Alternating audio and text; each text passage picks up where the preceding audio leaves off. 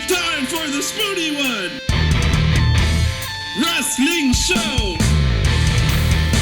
It's time for the Spoony One! Wrestling Show! Okay, welcome to the special WrestleMania edition of the show and the Raw afterwards. I figure you might as well do both. Yeah. Because really, it's WrestleMania anymore is a 7-hour edition, and oftentimes Raw afterwards kind of invalidates everything that happened at WrestleMania. So, interesting story about this one, and if I may go on a brief narrative here. You? Yeah, me. No, I do have to tell this. Because I hated this show. But I'll explain why, sort of. I went in, I broke my own rule. I honest to God, normally don't go into any shows wanting to hate them. Or, you know what I mean? I went into this show fully expecting to hate it. Because the build-up to this show, the WWE in general, has been god-awful. Mm-hmm. In general, basically the second half of this year. Mm-hmm. It's been bad. Yeah, some of the worst Raws I've ever seen we've watched in the past couple of months. You have to speak up a little bit. I'm sorry. She's very timid. I just have tiny vocal cords to match the tiny rest of me. That's better. When you get angry at me, she speaks up. No, but I have a booming voice, stage voice. Yes, but it's been really, really bad. And if you watch my last episode, I was really fucking dreading this one. So I went into this with a horrible attitude, and it was a self-fulfilling prophecy. Fucking hated this show. But April did not watch it with me the first time. And so I didn't watch the first half with you. The first half of it. So I wanted to go watch it again anyway, because I realized this. You know, I realized that I had really poisoned the experience for myself. And seeing the initial reactions on Twitter and online were very, very positive. And so I realized that I needed to give this a second look. So I actually got up, I took a walk around the house, cleared my brains, tried my best. And so what I tried to do, and in some respects failed, I wanted to approach this, try to clear my head, and kind of go into this trying to forget as much as possible the shitty build-up leading into this. Trying to take the show on its own merits, forgetting that the crap that has been building up to this. Just trying to okay, this is WrestleMania. Yeah. In many ways, I don't think this is in many ways, I don't think you can do this, because you have to take into account the storylines building up to this. But going in there expecting to hate it, I tried to stop that as much as possible. So I'll try to give my reaction in that respect here. That said, I still did not like this show. But the second viewing I did like it a lot better. This was by no means like the worst WrestleMania I'd ever seen, but I'll tell you exactly when this show jumped off a cliff for me. And that was the Triple H match. And it was the exact same spot where when I went into this, okay, I'm going ahead a little bit, but I went into this with a bad attitude, but as soon as the Triple H match happened, it almost didn't, nothing after that. I was reeling from how bad that match was. Mm-hmm. It was almost like the next 2 hours didn't even occur. Yeah, I don't really remember what happened after it. I was just raving at how bad it was.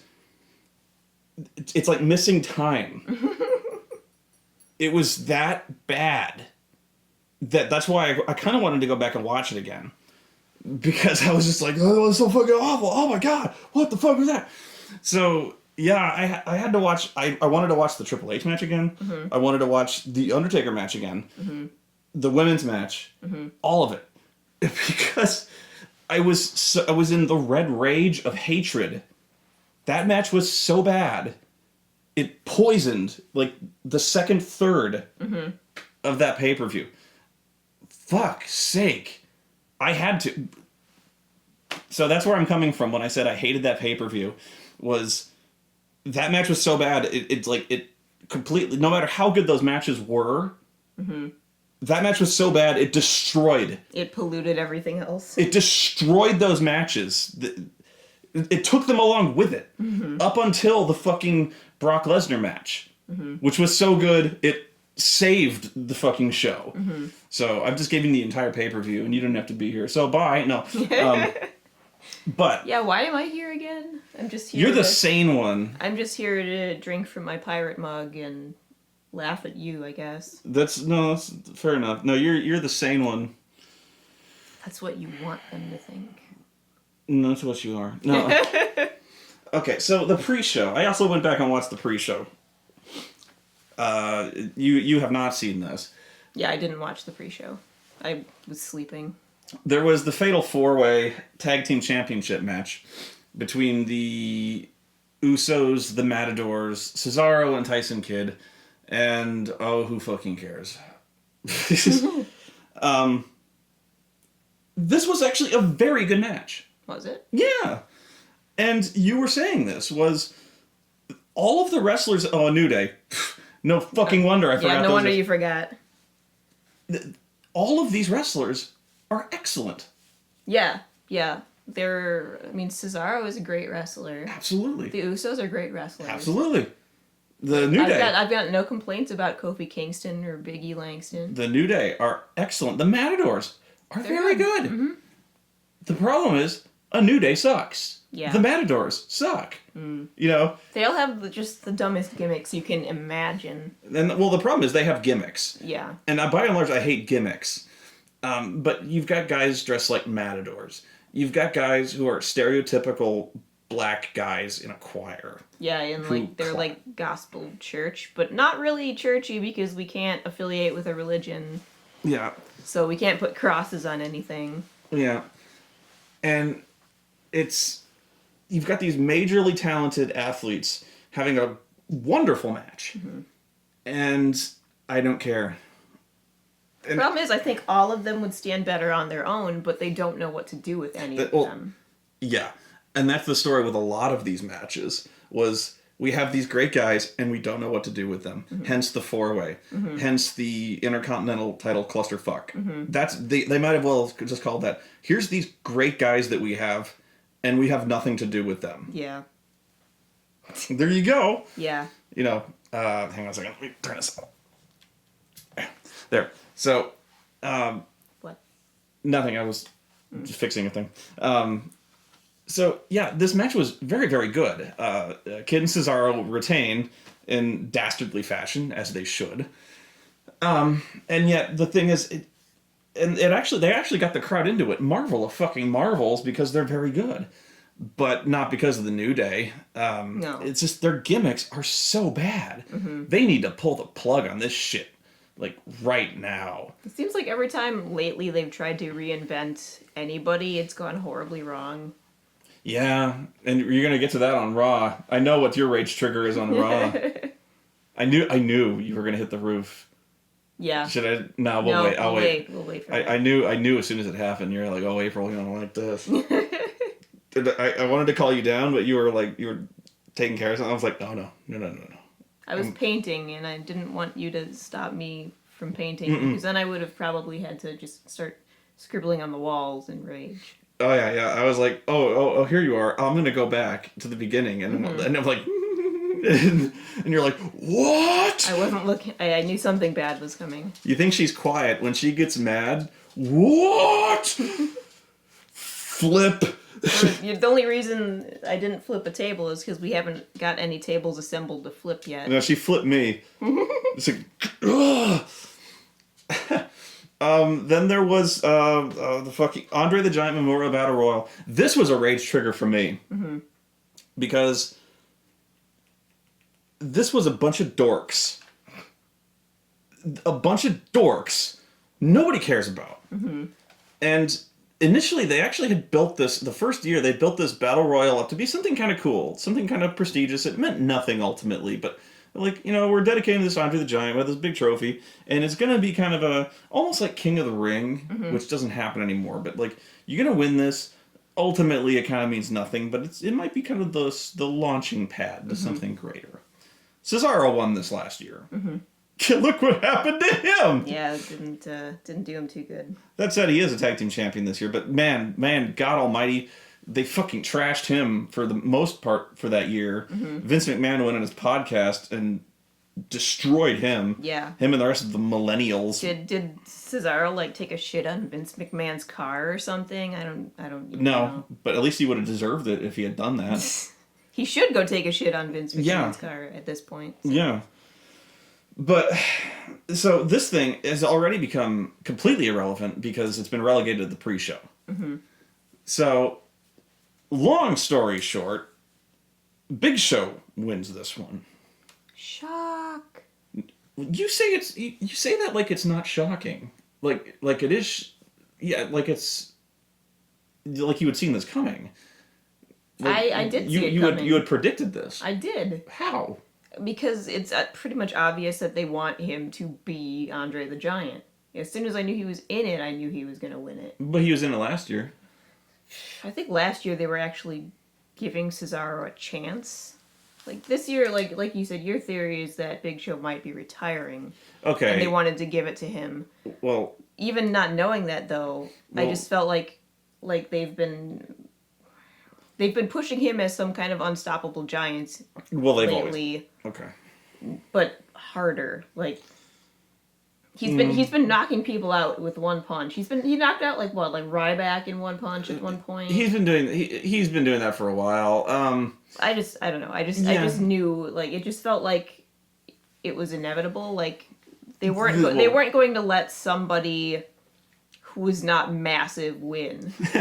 Like that's what it felt like to me. They're like, yeah, you have to be huge if you want the Andre the Giant Battle Royal win here. I don't know if that's true, but the Big Show's always been the guy who's knocking people out.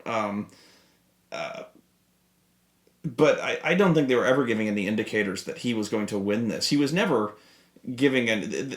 Okay, here's why. There were no storylines going into this Battle Royal except one, and that was the Mizdow thing. That was the only thing with any focus going on into this thing. Kane and Big Show too much. Why were they in there? I don't know why. Yeah. The problem is, like, at the moment, like, neither Kane nor Big Show has motivation for anything. But they're evil. They're evil, but I mean, like, they have no plot going. They're not feuding with anyone. They don't have any desires or ambitions. They're just there. Well, they're on and off bickering like children. Yeah. Because they're both big. Yeah. That's it. I guess.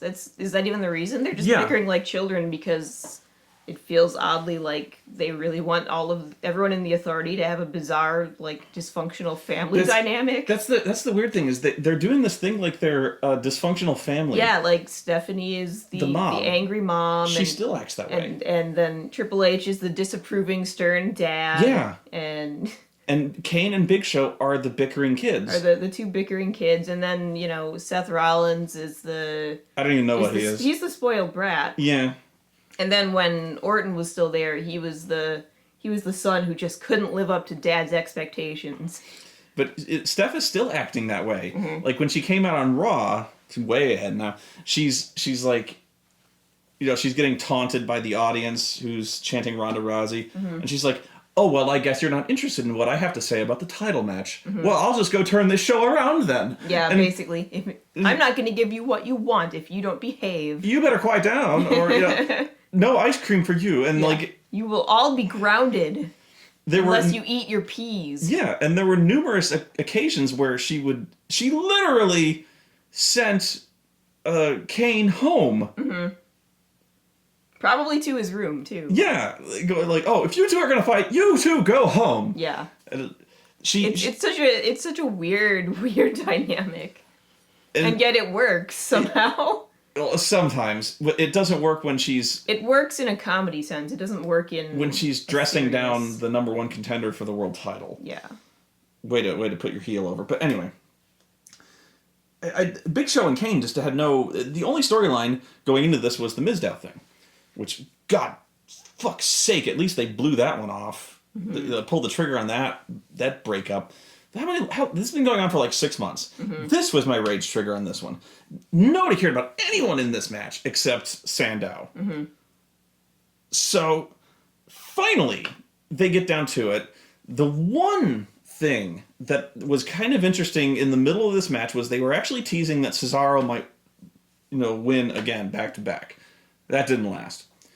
But yeah, they did start pushing. In the second thing that was interesting was, Show was throwing people out left and right, which is where you probably got that idea. Which, okay. But it was increasingly obvious because the Ryback gets dumped, and then the final three are Miz, Sandow, and Big Show. Miz and Sandow look at each other, and Miz is like, me and you, we're going to dump him, we're going to dump his big ass.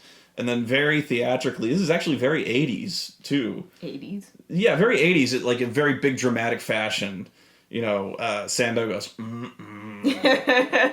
It was like very 80s, like Hogan would do stuff like that, where he'd just be like, Well, when you've got that much facial hair, you have to exaggerate your expressions, otherwise people can't see them. Hogan would do like... Yeah. And Sandow was kind of doing that, like, and Miz was like, oh, what the fuck are you doing? Oh, I made you, and shit like that. And Sandow throws him. And so you're like, wow, finally, he's got his independence. And Sandow's going like, I'm going to beat this giant man to man. I'm going to... So you're like, finally, he's made his big babyface turn. He's going to do this. He's going to win the Battle Royal, and he's, all this is going to culminate in this triumphant butterfly metamorphosis, Maybe it'll be an actual push for Sandow. Nope. Now, they have this... they grapple back and forth for a little bit. They push each other around, and there's this one, Sandow saves himself multiple times from just barely saving himself from getting eliminated. Finally, he manages to grab a guillotine choke. He's about to pull Show over the top rope, and then Show goes, nope, dumps him over the top. Show wins. And I yell, fuck you! Fuck you! Because I'm like... Again, this was the only story going in here. Yeah, it's the only thing that would have propelled any kind of plot. Yeah. And I bet you any money, there will be no feud between Big Show and Sandow. No! They're just going to forget each other exists. Well, I mean, they have no gripe. Yeah. That was just a match. I mean, I'm sure there'll still be, Miz and Damien stuff, It's going to be... but... Miz and Sandow are going to feud forever. This is going to be all year. But, yeah, this... All year, the second half of this year, it's been Miz and Sandow. It's been all building to this. Sandow has finally had... he's declared his independence. He's thrown Miz out. Now he's going to have his big... Oh, fuck it, it's over. So that was his reward. Yeah. That was his big reward for finally growing a pair.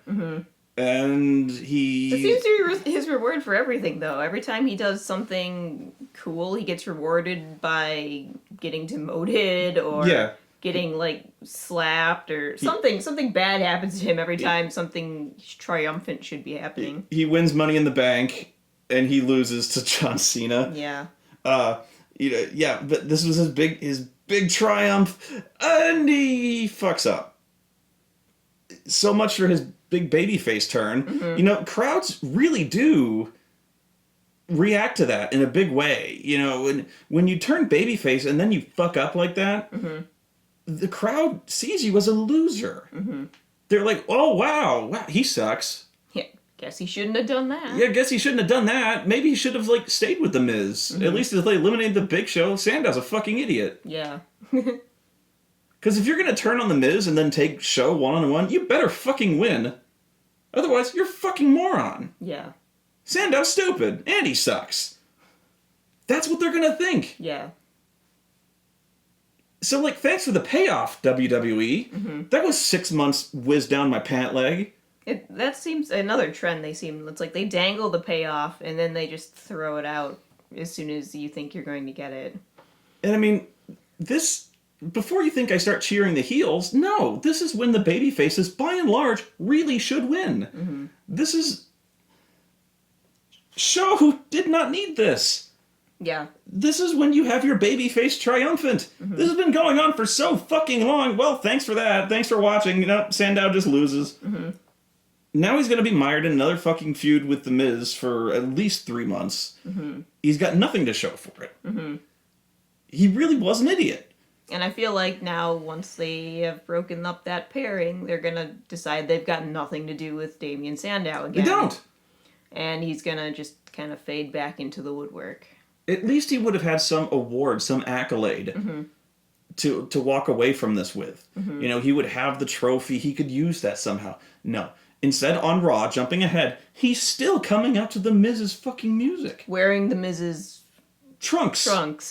He's still hopefully, using... Hopefully not actually the Miz's trunks. Hopefully they're his own, just with the logo. Because if they're wearing each other's trunks, I don't want to know.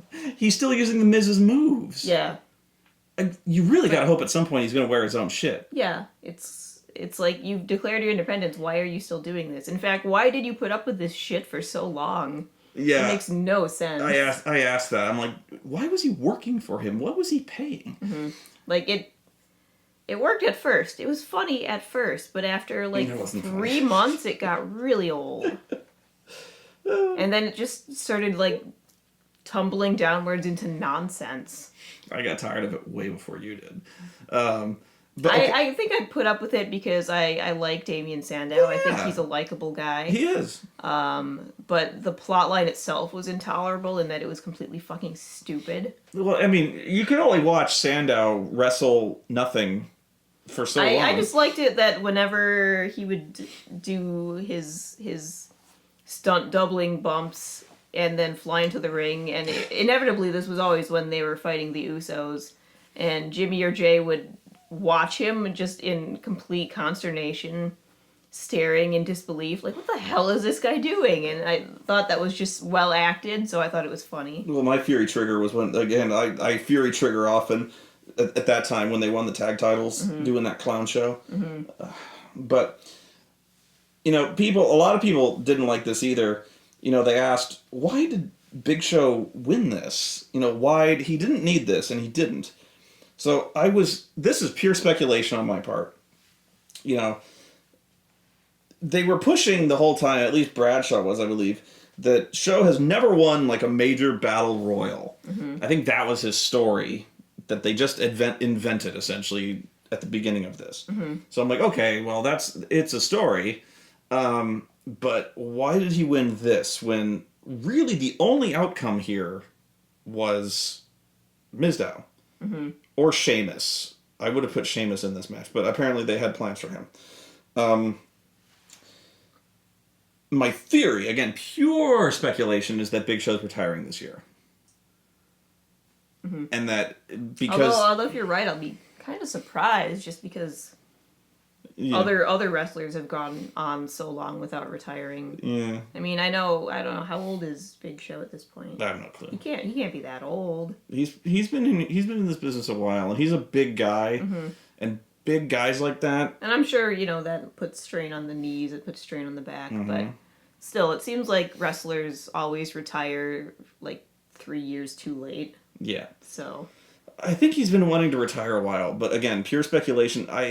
If I were to guess, I would think he's probably planning to retire this year. So they wanted to give him something to have under his belt, at least. And because of that, as kind of almost like a gold watch, I think maybe they wanted to give him like an Andre the Giant mm-hmm. trophy. And I'm like, that's kind of cool. It's a pity they had to do it while he's a heel. Sandow needed to win this. So that was the pre-show, and I was already pissed. Not a good start to the evening. Yeah, I don't feel like I missed anything not watching that part. What was the first match? Shit. See, this is why I said I should have started writing them down, because it all became a blur. Damn it! Terrible. Because then we saw Raw, and now it's all blurred. Yeah. Damn it! I'm gonna go get my phone in a second, but did you write down notes? Well, no, I could just look online. Oh, sure. Fuck! What was the first match? This is a great show already. Okay, I got it. The first match, the Intercontinental Clusterfuck. Oh yeah. Daniel Bryan, Bad News Barrett, R-Truth, Dean Ambrose, Luke Harper, Dolph Ziggler and Mr. Sinister. It took me a minute to realize who he looked like. At first I thought Kefka. But no, Mr. Sinister. It's like if Mr. Sinister and Kefka had a butt baby together, you'd get Stardust. This match. Okay. This is where I hate everything. Mm-hmm. Because this was actually a very well wrestled match. Yeah, it wasn't a terrible match by itself. If I may throw my 2 cents in here. You got to. My big problem with this whole thing is that it seems like they took every fan favorite wrestler at the moment and demoted them to mid-card. Welcome to the WWE. They're like, oh, you like Dolph Ziggler? Fuck him, he's mid-card now. Oh, you like Dean Ambrose? Fuck him, he's mid-card too. Daniel Bryan? Fuck him, he's not gonna do anything important. You will like Roman Reigns! Yeah. And it's like, you could still have thought of something for these people to do independently of Roman Reigns. It's not like they, demoted Cena to mid-card to make room for Roman. So, it really bothers me that everybody that the fans have been rooting for months... No! Roman Reigns! ...has been, kicked down to a lesser spot. Say you like Roman Reigns! And they all have to fight each other... I'm gonna bite your face, and then you'll be sad. The burial of Daniel Bryan will continue until you say you like Roman Reigns. The problem is, I do like Roman Reigns. Before they started trying to shove him down my throat. You don't like him enough. Which sounds dirty. Never mind. Pretend I didn't say that. The problem is, I liked him great. He was great in The Shield. The Shield was great. I miss The Shield. I miss The Shield. The problem is, Roman Reigns, one, just doesn't seem ready. I mean, when you've only got 2 moves, that puts you 3 below John Cena. Remember the tail of the tape? Remember they said, we entered all their stats into this giant supercomputer! Mm-hmm. And they came up with the Brock Lesnar tail, it's called the tail of the tape. Mm-hmm. So they said, all of their accomplishments...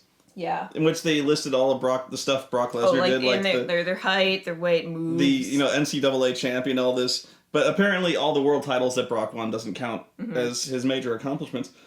And then they said his signature moves, the F5 and the Kimura lock, which, by the way, he never used the Kimura in the match, which surprised me. Yeah. Although he did suplex the fuck out of him, so yeah. I'll accept that. We're again jumping ahead, But then they listed Roman Reigns, whose accomplishments were Royal Rumble winner, and then signature moves, Superman punch, and spear. Yeah. And then you said those look, when used well, those look great, but you gotta add a few more. No, but you said those are his only moves. Yeah. And I'm sorry, Roman Reigns, I really want to like you. You seem really cool, and you're big and strong, and you've got the heroic Samoan wrestler look, but you need more. He does have a third move. He goes, Blah! And then he dives over the top rope onto people. Yeah, that's his third move. I feel bad for whoever has to catch him. He must be very heavy. He's very tall. But yeah, he does the Spider-Man punch, and he does the spear. He's Spider-Man. His logo does kind of look like Spider-Man. The thing on his chest is the Spider-Man logo. Anyway, back to the mid-card ladder match. I am inherently biased against these. I'm biased against 2 matches in particular: Battles Royal and Clusterfucks. Because this was a very good match, and I don't like it because I don't like matches with 8 guys in them. Because it's hard to focus on any one thing. Yeah, there's always somebody you're ignoring in the background. Usually Stardust. You don't care what the hell he's doing. That's our truth. And our truth, yeah. Thank the gods above and below that our truth did not win. I was hoping he would win, because then at least he would go on a losing streak of epic proportions, and then he might go away. No, but I think he'll just plain go away now. We won't have to go through any more of these bizarre racial stereotype comedy cartoon routines. Ugh. You don't know them very well, do you? I have hope. we'll soon beat that out of you. I know. I've only been watching wrestling again for like what, a year now, 2 years. Yeah. I watched wrestling until I was like 12, 13, and then stopped until now. So there's been like a 15-year gap. And I guess then you heard me yelling about it, and then I forced you to watch it. Yeah, and then he made me watch it again, and for a while it was great. I started watching it during the Shield. During the Shield, and heyday. right before CM Punk left. Oh God. So I'm so sorry. Things were pretty interesting back then. I was like, oh, wrestling's cool. Why did I miss so many years? And then everything went Then the fall. to shit really fast. Man. So That's a rough time. If I mess up any terms, if I seem ignorant in any way, it's because there's a 15-year gap where I stopped watching wrestling because I used to watch it with my dad when I was a little kid. And then, of course, you hit, like, your tweens, and then you don't want to do anything that your parents do because it's not cool. And I didn't... So, like as I was getting out of it, I was just dimly aware of people like The Rock and Stone Cold Steve Austin. I missed Stone Cold. But I never really watched any of their matches, because at that point, I don't even know what I was doing at that point. I don't know. Writing sad poetry, I guess. Yeah. But... This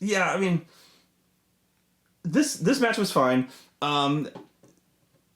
This match was very good. I tend not to like matches with like 7-8 people because I tend to like matches where they're not just stunt shows. There's people like jumping around, flopping around, just one after the other. I climb a ladder, I fall off. I climb a ladder, then I fall off. I climb a ladder, I get superplexed. Then it's my turn. It gets very chaotic, and I like to be able to focus on what the 2 wrestlers are doing, not the 8 wrestlers or however many.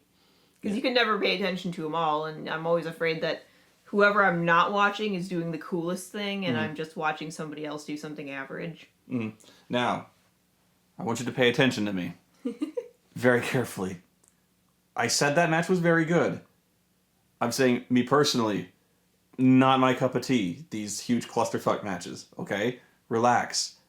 It seems like I'm complaining. I'm not. I'm just explaining why...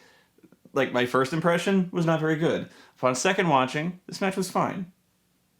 Okay? Okay. As far as too many people in a ring matches go, it was fine. Yeah. But I almost hate saying that, because isn't that every time I say that, instead of going, it was awesome, or this was so bad, whenever I go, it was fine. Sporty hates everything! It was okay. That means you despised it, you're shitting on it. I should have said it sucked. Because then... But Daniel Bryan won because I knew he would, because he's been losing. Yeah. He's been losing constantly, so of course he was going to win. Although, poor Daniel Bryan, now he's saddled with the IC title. We'll see what happens. To my surprise, jumping ahead again, he did not lose his first match on Raw. But it was against Dolph Ziggler. So the powers of being Dolph Ziggler superseded the losing powers of being the Intercontinental Champion. Oh wow. That's harsh. Being Dolph is worse. It's beneath. That's mean. It's bad. Being Dolph is a bad time. Being Dolph is like just being the Intercontinental Champion. All the time. It's like you are the belt itself. That's why when Dolph was the Intercontinental Champion, I was really... I felt so bad for him. I don't know how he won it. I don't. But I thought he was either going to be on the worst losing streak in the history of wrestling, or it was going to be like matter and antimatter. You put 2 negatives together. Yeah, and it was going to like cause a rift in space-time. Dolph Ziggler divides by 0. Yeah. And suddenly he's like the best wrestler and winning everything. He was going to become like... Unfortunately, that did not happen. He was going to go on a Goldbergian winning streak and become the greatest Intercontinental Champion in history. Which I would have liked. Let me intercede here and say, I like Dolph Ziggler in a personality way, and I would love to support him if they would let him fucking win stuff. Instead, he's always getting thrown out of the ring and knocked unconscious. Yeah. It's just Come on. Also, has anyone else noticed this besides me, that he kind of looks like Michael Hurst playing Aeolus on Hercules: The Legendary Journeys? That might be why I'm partial to him. He does. He looks like Aeolus. He needs a Hercules partner to pal around with. That's a better gimmick than the Mr. Ass gimmick he's been saddled with. At least he hasn't been shaking his butt as much lately. Like, thank you, God. Remember, when was it, that match where, like, we were seeing everybody's asses? Did you not remember that? Like, no, everyone was getting their trunks pulled down. I saw more of Dolph Ziggler and I think Cesaro than I ever wanted to see. I wasn't paying attention to their hairy asses. I'm sorry. You couldn't nod. It was like blinding whiteness. I can't help you. Anyway. Next. Seth Rollins and Randy Orton, probably the second best match on the show. This was a really great match. This one I knew I would like, and I did. Mm-hmm. And I knew Seth Rollins was going to lose. Yeah. And he did. People were saying this was the best RKO that they'd ever seen. You know, it was good. It was a good RKO. This was probably the best one you've ever seen. Can you think of a better one that you'd seen? No, like, because I haven't been around for most of, Randy Orton's run, so yeah. I haven't seen every RKO, but we were just talking the other day about, like, favorite wrestling moves, and RKO is probably mine, just because it can pop out of nowhere. You can do it to someone who's just standing there. You can do it to someone who's jumping at you. You can do it. It's so versatile, and it always looks like it murders the person. Mm-hmm. I think it's just a really good finisher. Well, it's good because the best finishers are the ones that are fast, immediate. You can reverse out of anything and stuff like that. And then, like I was telling you also, I hate it when, like, people have to wind up to their fucking move because it gives the other person, like, 30 seconds of just laying there waiting for it. Yeah. And I'm like, just get up. You could just get up. You could.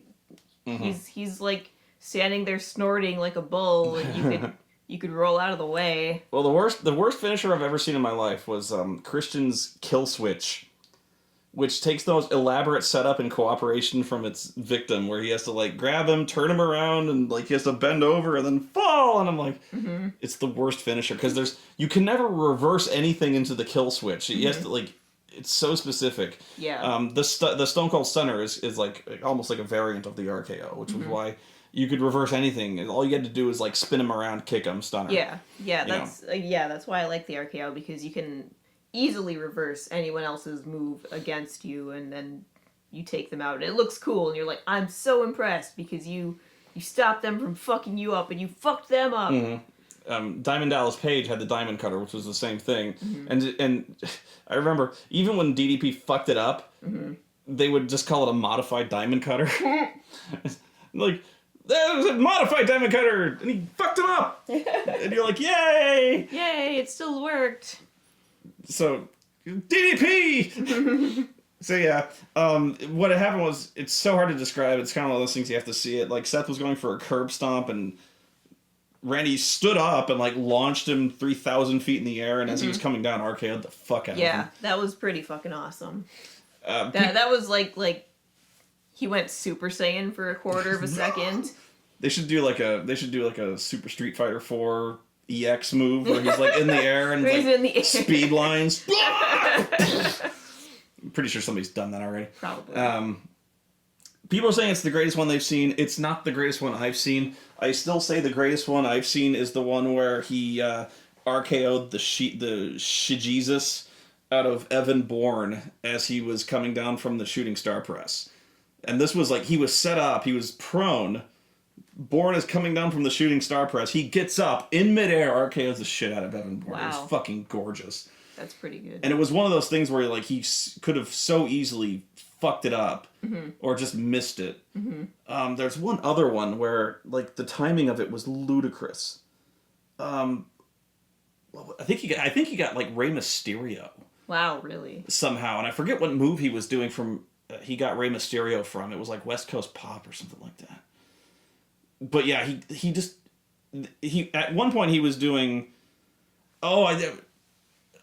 It was like a springboard move. It was like Jericho off of a lion salt or something like that. And he just bounced off the ropes and Randy just catches... Fuck, man. But yeah, the shooting star press was... You watch that move again, and the timing of it, the speed at which he got up and then RKO'd him, I was like, did you practice that? I'm sure he did. Because if you did, you could have easily hurt yourself doing that. The timing of that is unbelievable. Even if you practice that, I don't think you could do it twice in a lifetime. You wouldn't think so, but... But yeah, that was the best one I've ever seen. Not to minimize this one. I'm not saying like, oh, that was okay. But no, I'm like, no, that was fucking amazing. But you're wrong if you say that was the best one. I think Seth Rollins needed this win. But in the minds of the WWE, if you're going to win the World Heavyweight Championship, you need to lose every match leading up to that. Apparently, yeah. Yeah. It seems to be the way. You need to look like as much of a wuss as possible. Although that is Seth's gimmick, apparently, is that he's the biggest wuss in the world. Not so much a wuss as a coward. Yeah, well, I'm surprised he hasn't done the nod in the face thing at this point. He might as well. I mean, I really... has he ever, like, thrown J&J at somebody to get out of the way? Like, yeah. I mean, usually they throw themselves at people. I just want to see him, like... That's what he did to Brock. I just want to see him grab, like, Jamie Noble and just toss him at somebody. No, he does. It's what he did to Brock. Did he? As he was getting away from Brock. Oh, you're right, he did. He's done like, that many he's times. like, here you guys go, help me. And they're like, Seth, no, that's not what we do. Ah! Then... I need a raise. Doomp. Then... there was the shit. Good shit. The Triple H match. And I didn't say anything to you about this match. I left the room. I was like, okay, just watch this shit. To be fair, I was not looking forward to it. I've not been looking forward to it since the very beginning of this whole Sting thing. I told you guys this match was going to suck. I told you guys that Sting was 56, old as shit. He's older than my dad. Slow, broke down. And for the record, my dad's in better shape. Slow, broke down. And he was going to spend, after 3 minutes, he was going to spend the rest of this match bent over, hands on knees, sucking air. And sure enough, this match sucked. This match sucked hard. Let's start with the intro. That's what I'm talking. I mean, this my fucking God. Fucking horrible. Like, remember when Triple H came out, like, carried on a throne, dressed as, like, fucking a barbarian conqueror king? Shao Kahn. He looked fucking awesome then. This time? I don't even want to talk about it. This isn't even... this is before he even came out. They literally started playing footage like Judgment Day. Mm-hmm. It wasn't from Terminator 2, but they like reenacted the Judgment Day war. Mm-hmm. Like the sun rises over the city. Yeah. Kids playing on a playground. And then the bombs go off. Yeah. Which confused me at first. I was like, what the fuck is going on? What are they trying to say with this? They're like, on March 29th, 2015, Skynet became self-aware. It created the game Triple H. WrestleMania. It's time to play the game. Mm-hmm. And before you think I'm joking, no, fucking Schwarzenegger is on camera as the Terminator. Pre-recorded, of course. Maybe. You seem pretty pre-recorded. On camera. It had to be because they did the red eye thing. So oh, no, that's his eyes. That's just what he looks like all the time. With shades on, as the Terminator, going, WrestleMania, time to play the game. But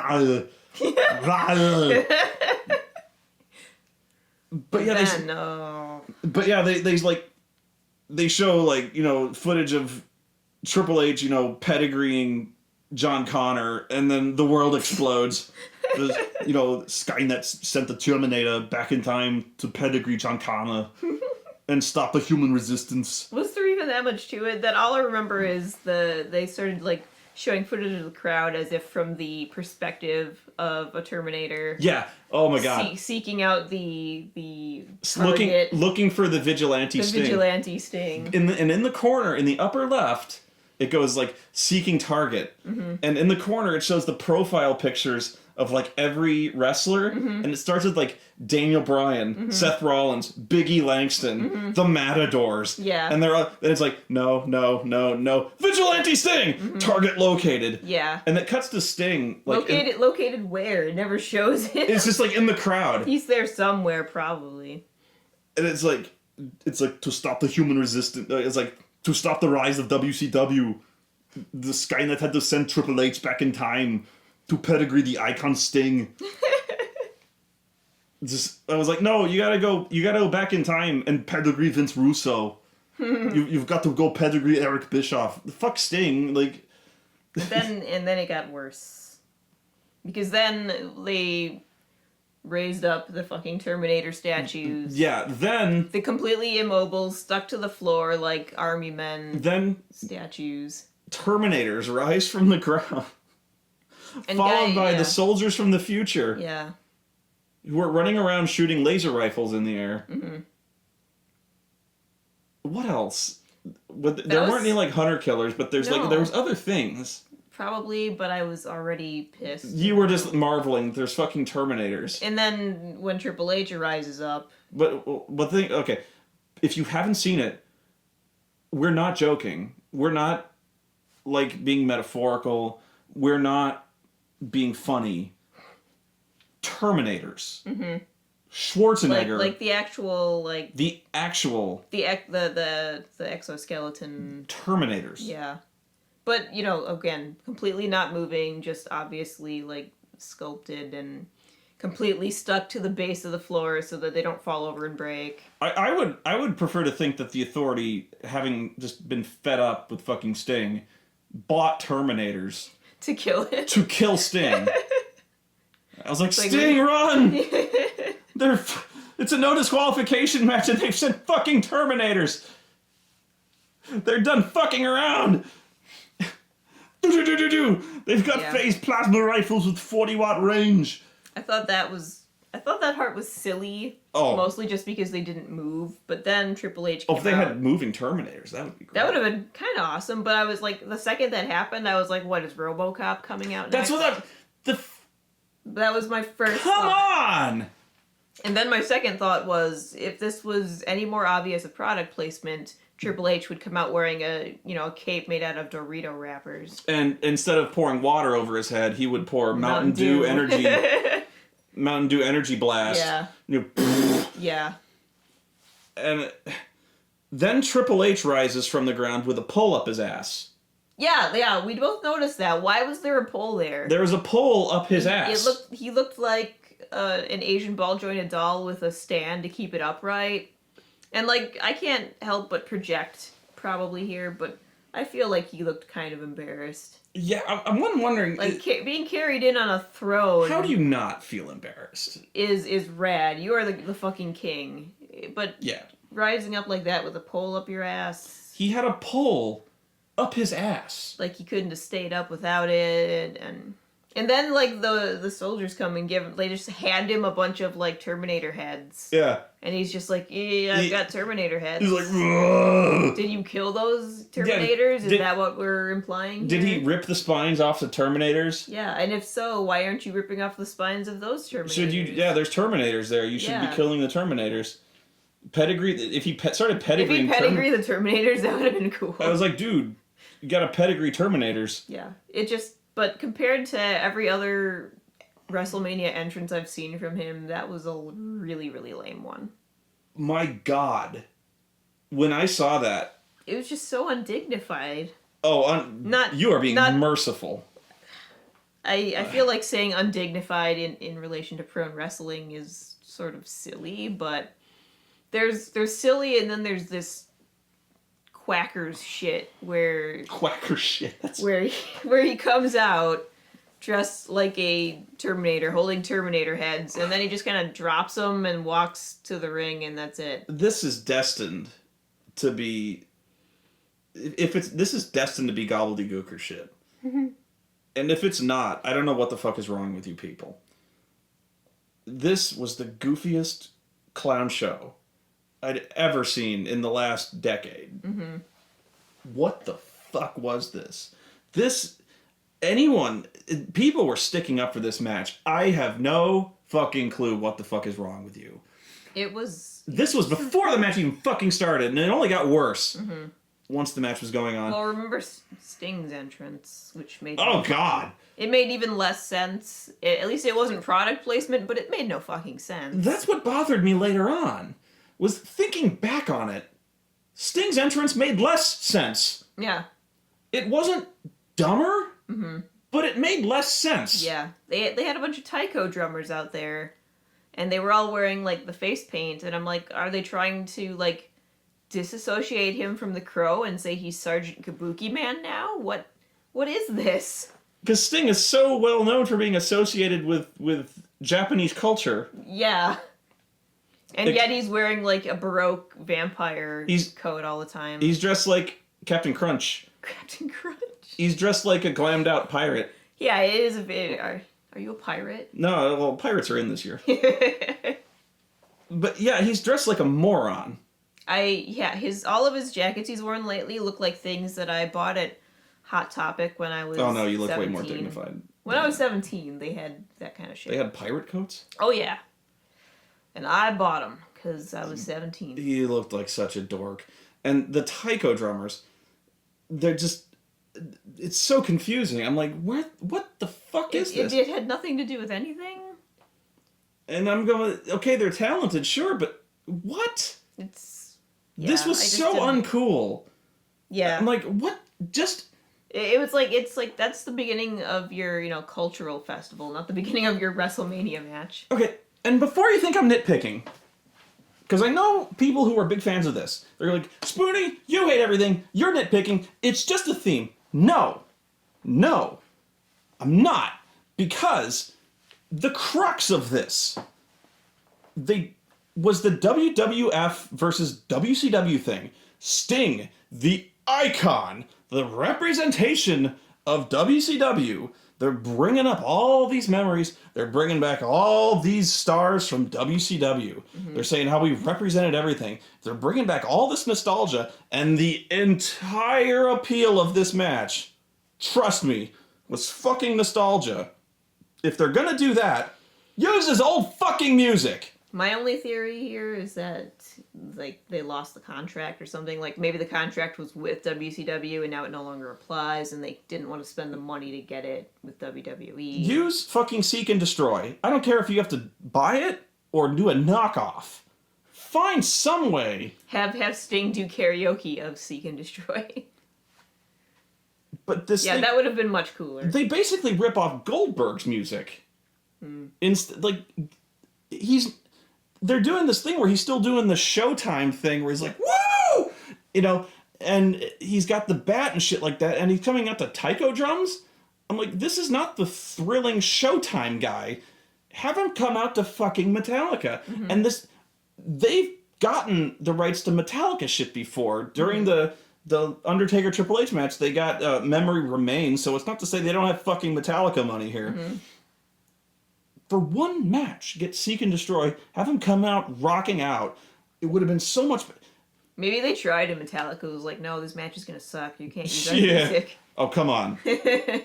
Like he's going to say no to any kind of money. Like, shit. I'm trying to think of good plausible theories here. There's no good.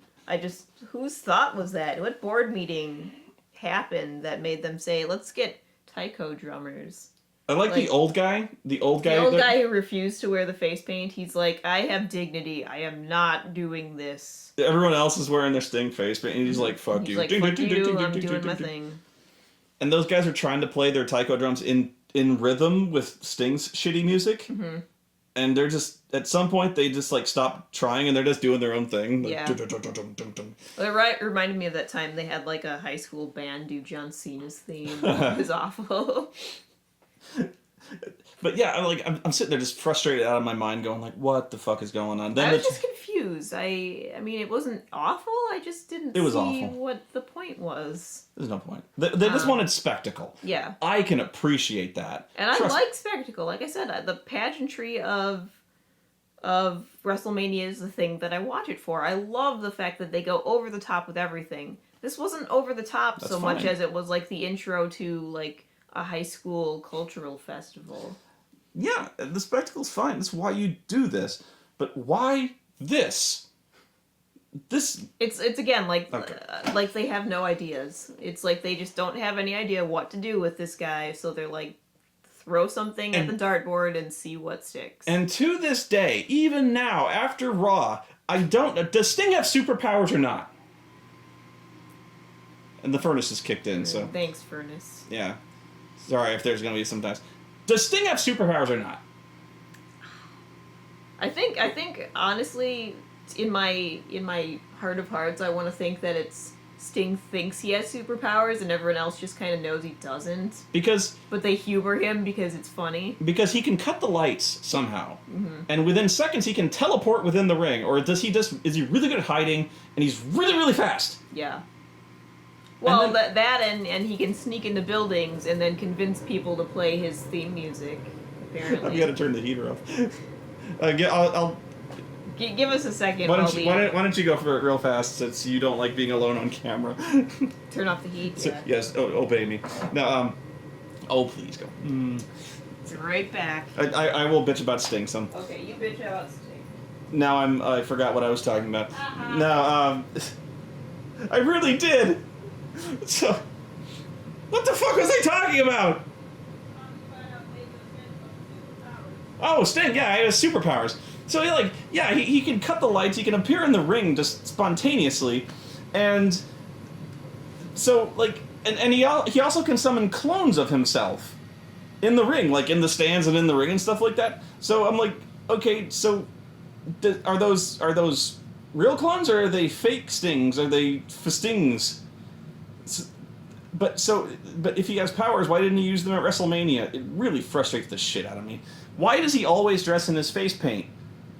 Like, because he has an interview on the network, which I haven't seen, but during the interview he's still dressing like Captain Crunch, and still wearing his face paint. It goes back to one of those things where like they really think we're idiots. It's because if Sting doesn't wear his makeup, we'll be confused. Like, who's this asshole? Who's this old motherfucker on the network? Oh, that's Sting? That's why they're making him wear the makeup, I think, is because then we'll see how old he is if he's not wearing it. But I believe, as I recall... I mean, it's not... There's plenty of guys that they keep bringing back who are obviously aging. I mean, Hogan, look at him. But on the other hand, Sting is just not aging very well. But as I recall, the very first appearance Sting made on the network was during like a roundtable thing for like a video. And he appeared on the network without any makeup. Did he? I didn't see that. I can't remember. I believe so. Mm-hmm. But this was before he made his big, huge debut. They just kind of... It was very, very under the radar. Mm-hmm. But it was big news for fans in the know. You know, like me. I'm a big pro here. No, it was like... He showed up for a very brief, like, roundtable discussion thing. And he was... But yeah, but of course he had to be on this big interview on the network. And he looks like fucking Kabuki Man. Mm-hmm. So, whatever. Superpowers, which he doesn't use. And again, we still can't... He's vigilante to exactly once. The vigilante shit! This fucking vigilante thing. They still call him the fucking vigilante. It bugs the shit out of me! He did it once, kind of. He showed up in the ring. What match was that? Fuck. I don't fucking know. This Survivor Series thing. He wasn't in the ring then. He saved Dolph Ziggler. Yeah. Princess Ziggler that one time. Well, he didn't save him so much as just drag him and drape him over someone. That was Survivor Series. That was not vigilanteing. That was just, like, that was the first time we saw him, wasn't it? He was just there. Yeah. There was one point recently where he showed up in a match and he saved Princess Ziggler. Did he? Yeah, it was again. But he's gonna save the fair maiden Ziggler.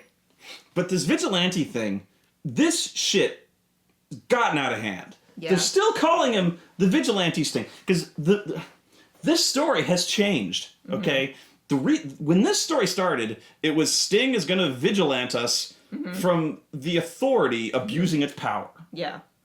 Now what is it? it's this Sting is back to avenge WCW. Yeah. Right? Mm-hmm. We have changed tracks. And has he, here's the thing, has he ever said he was there to do that? No! Everyone else is saying it to him? That's the goofy thing! He's just kind of standing there and letting people talk. But this is the goofy thing. When he finally started talking in the ring, I believe, the first thing he said when he got on the mic was, I'm not here to resolve some conflict between WWF and WCW that took place, over 10 years ago. There would be no point to that. Did he? I don't remember that part. I just remember, he didn't even say any words until, a week or two ago. So people were just kind of, talking, implying what they thought he wanted, and he never confirmed or denied. He just kind of stood there and looked blank while his creepy crow stuff played on the Jumbotron. Yeah. But, yeah, when he finally got the mic, he's like, I'm not here to, rehash the WCW thing. That was, 10 years ago. There would be no point. I'm like, why the fuck are you here? But if he's not here to stop the Authority, mm-hmm. and he's not here to avenge WCW, at least I don't think so. Mm-hmm. What are you doing? Yeah, why are you here? At least if you're gonna keep calling him the Vigilante, have him run in and rescue people. He's not vigilanting. Yeah, or at least cut a promo of him stopping carjackers or something. You know? He's not avenging anything. All he does is stand in a dark room with a light bulb that occasionally swings past his face. That's his vigilantism. At least avenge the light bulb. He's oh, I see spots. Smash! Yeah. He rescued exactly one person. And that was it. That was the extent of his vigilantism. Vigilante, you have to fight crime. Mm-hmm. And he doesn't fight shit. And now that he's finally had a match, he fucking lost!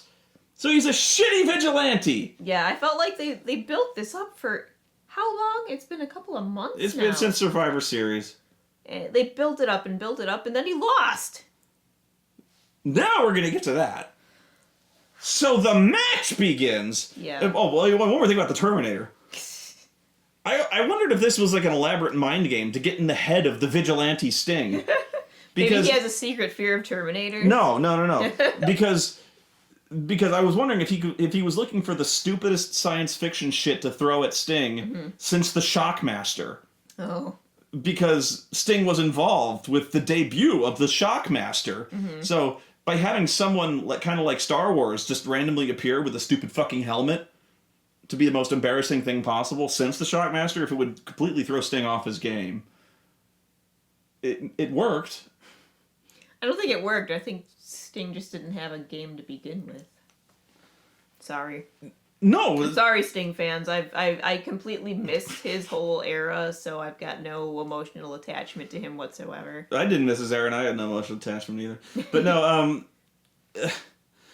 now what I wonder was I couldn't read his expression in the ring as this shit was going on, because they kept he was going this, he's time to play the game. He raised the Terminator skulls. His Terminator skulls. It's all about the game. Yeah. And we're and they cut to Sting, who's doing this.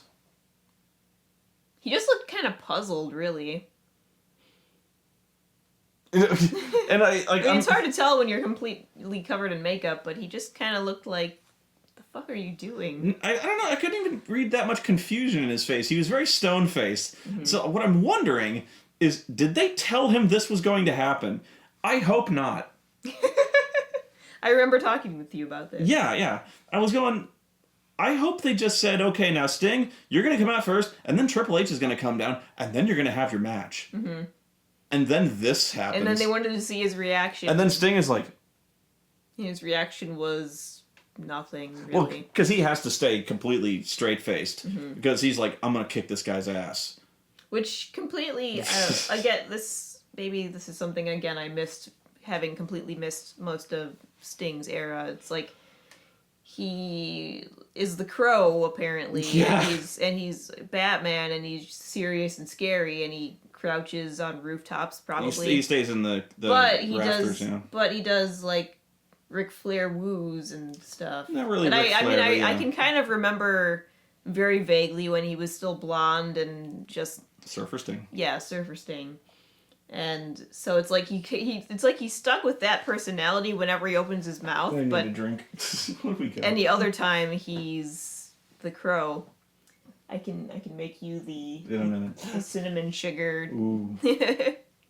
I'm drinking raspberry Korean wine, and it's pretty good. This is gonna be bad in a second. Go on. I'm sorry. So what was your question? Did I have a question? I was just pointing out the fact that it seems like when he actually talks, his personality doesn't match the cold, scary, vigilante personality they've painted him I'm with. glad that's the case, because that stupid like Darth Vader voice they were giving him in like that video when package they was did so when they did the bad. Yeah, that was terrible. There's nothing wrong with the way he speaks, because he speaks well. Mm-hmm. They should have actually trusted him a lot more. 'Cause I think they were afraid of letting him speak. That's why he was doing that mute thing. Where he's Yeah. Which, with that much face paint, only makes you look like a mime, so... like, yeah. But then they have the match. And it was every bit as bad as I said it would be. He's really old. And he's slow. And he gassed immediately. And the crowd, insanely easy to please, started chanting, "This is awesome, and you still got it," after just throwing a few clotheslines and, like, splashes in the corner. I saw nothing that would have thrilled me had I been sitting in the front row of that show. And Like, even if I was willing to forgive age, like, some people do still have it. Ricky Steamboat. what I remember showing you those fucking matches amazing. against Jericho. Mm-hmm. That was fucking great. That was fucking amazing. Whereas Sting just looks like he's tired. He is tired. And he was not in good shape. I mean... He was in... No, I'll disagree with you. He was in very good shape. For 56. For 56. But again, my dad is in better shape than him. So I've got a different perspective. Her dad could break me in half. I'm not in great shape. But he could seriously palm my head like a grapefruit. My dad's not huge, but he does look like a pro wrestler, and he does lift a lot of weights, so he looks pretty intimidating. And he's got long hair and the beard and mustache, so he kind of looks like a Viking. Kind of looks like Big Kev. Like, you think Kevin, so? Yeah, long hair. Bit. With the hair. Anyway. A little bit, yeah. Not as tall. Anyway. Not as tall, but yeah. Where was What were I? we talking about? Him being slow and stupid. Yeah, Sting, that is. And it's like, my expectations for this match were that Triple H would have to carry him. But and he did. Even with Triple H being good at carrying another wrestler, there was just nothing in this that impressed me. I was just watching it like, okay, is it over yet? Can we get to the next match? Is there going to be anything cool? Nothing cool happened. They did everything they could to make this match watchable. And to their credit, they did everything they could, which was at about the 5-minute mark, I would say, they started the interference. Yeah, which I hate, honestly. This is the part that actually pissed me off about this match. I was like, just give them a clean match. No. Now we've got to... They couldn't do that. We've got to throw everybody from Generation X. He couldn't go that long. He couldn't wrestle the match that long. Mm-hmm. So they had to have fucking interference. This is actually very WCW, the way this went down. They had interference out the ass. Mm-hmm.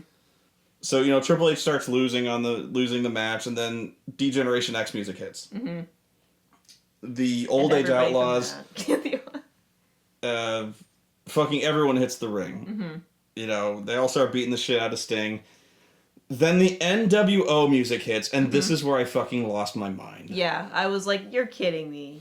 Please tell me this isn't happening, and then it happened. This was horrible for so many reasons. Let me count the ways. And I will. NWO music hits. DX looks up the ramp in shock and horror. Mm-hmm. Ah! They all do this. Like, hands in the... Ah!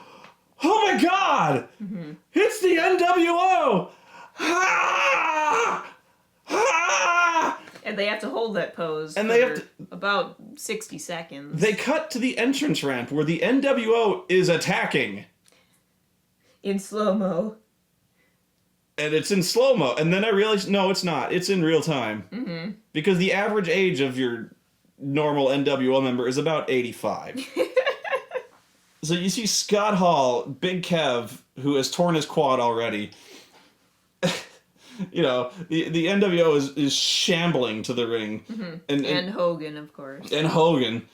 So, like, and Scott Hall, by the way, is still doing his, like, you know, you're like, ooh, I'm so scared type thing, to hide the fact that he could barely move. You know, and so they're still, like, walking to the ring, like, It took a while. It really took. They were like, fuck it, we're not running. Yeah. I'm too old for this They shit. ain't running. You're not paying me enough to run. And the entire time the announcers are freaking out, it's the NWO! It's the NWO! And DX is like, ah! Yeah, Ah! it was like that scene from Austin Powers where the guy is just screaming as the steamroller slowly approaches him. Then at the 2/3 mark, we're now 3 hours into the show, and the referee is like, guys, you need to wrap this up. You know? And so at the 2/3 down the ramp, DX... By the way, was this a no DQ match? Yeah, did they establish that? They did not announce this was a no DQ match before the show. And then I believe, just as the match was getting started, they said it was a no DQ match. Okay. So thanks for that, by the way. Because I completely missed that part, and I was like, why is this interference okay? Why are they not getting disqualified for this? Yeah. I think a lot of people missed that. Because I caught that as they were ringing the bell. Okay. So yeah, at 2/3 down the ramp, DX was just like, fuck it. And then they charged the last third up the ramp and attacked. We'll come to you. Just slow down. It's okay. Now, what I found funny, and I caught this on a second viewing, was immediately upon being attacked, Kevin Nash falls to the ground grabbing at his quad. Oh no. I'm almost certain, in fact, I'm entirely certain that since he came out later, that he was fine. But yeah, as soon as he got attacked, he like got pushed over and he's like, ah! I can't remember if anybody ran into Hogan's fist. Yeah. Did some... Because the last time we saw him do something, he actually hit somebody without them having to run into his fist. Yeah. No, I think Hogan actually threw some punches. Which was good to see, by the way. I was a huge Hulkamaniac as a child, and watching him punch Curtis Axel was pretty great. Yeah, usually people just run into his fist, the turret of fist. And actually, Hogan took kind of a bump. He got thrown into a post. Yeah, he did. I appreciated that. Thank you, Mr. Hogan. But yeah, I loved watching Big Kev just immediately fall down grabbing his quad. I was like, he's like, oh my god! Ah! And it was immediate, too. That was the best part, was as soon as he got jumped and met any resistance, he was just like, quad!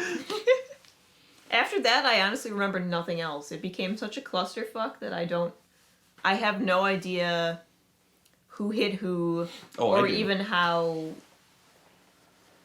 I do. I don't even remember how Triple H ended up winning.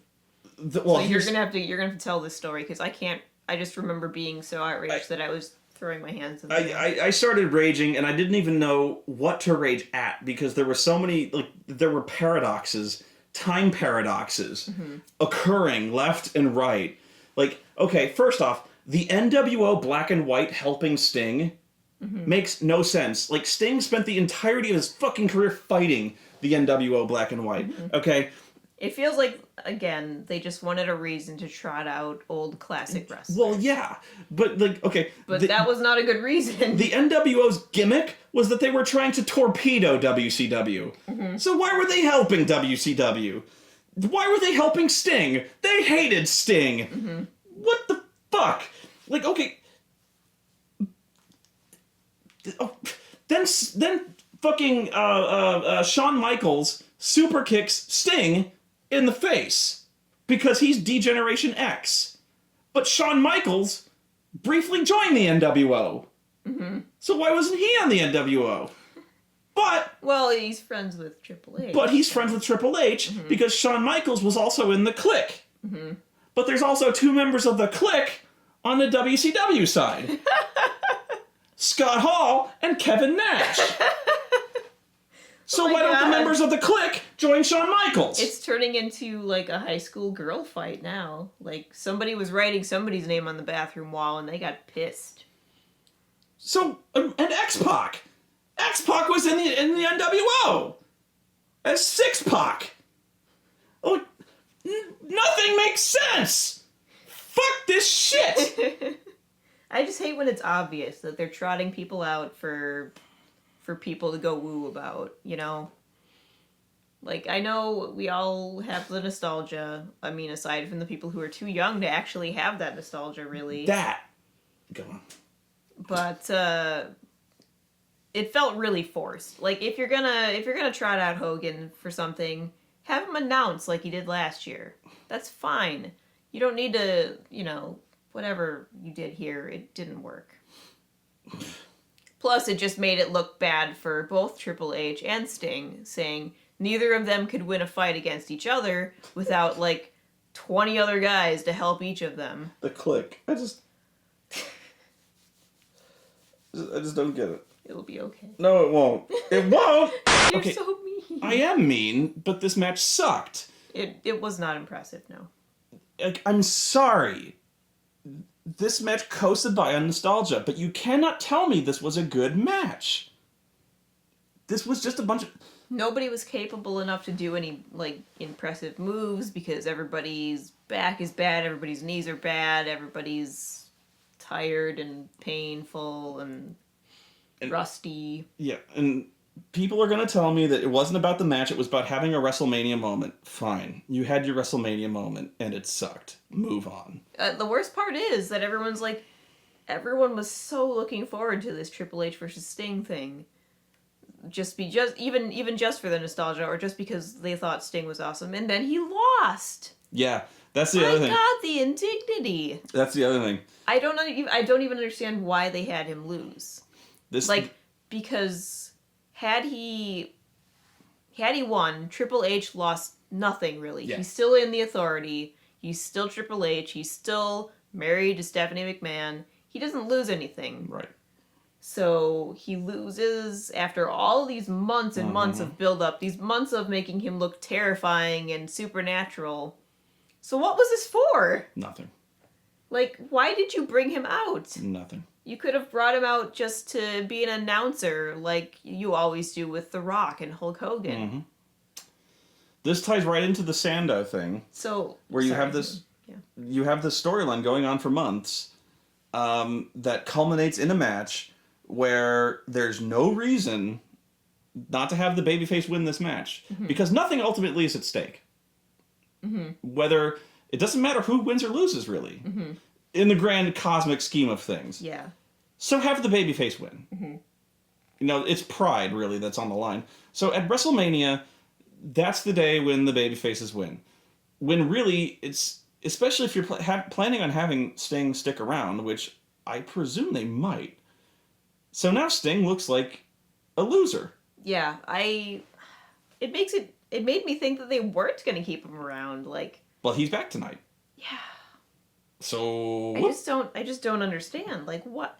It's like they do this a lot though. They bring somebody, they either promote somebody or bring someone back, and then the first thing that happens is they fucking lose. Well, I mean, the loss, and I'm not sure how true this is, but it just seemed like ego stroking from Vince McMahon or even Triple H. Mm-hmm. I don't know.